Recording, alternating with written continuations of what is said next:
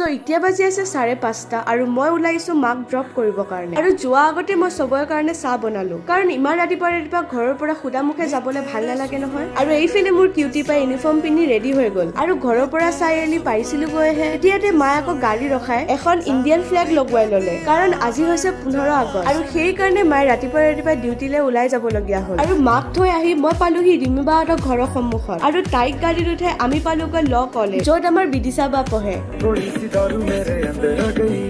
আৰু অলপ সময় গেটতে ৰখা পিছত বিদিশা বাও আহি পালেহি। আচলতে মেইন কথা কি জানে, তাই আমাক ফোন কৰি পুৰি চব্জি লুক দিলে, আৰু তাত আমি খাইবলৈ ৰিমি বাকো ঘৰত ড্ৰপ কৰি আহিলোগৈ। আৰু আহা বাটে মই ঘৰৰ কাৰণে মাংস আৰু অলপ বজাৰ কৰি আনিলো। আৰু যিহেতু মা ডিউটিতে আছে, সেইটো কাৰণে মই আৰু দেউতাই মিলি ভাতকেইটা বনালো। আৰু মাৰলে ৱেইট কৰি 4টাই বাজিল। কিন্তু ভাল কথা কি জানে, মায়ে আকৌ মোৰ কাৰণে দুটা পেকিং লাঞ্চ লৈ আহিছে। সেইকাৰণে এটা মই ৰাখি এটা আমাৰ পিটপিটিক দিলো। তো আজিলৈ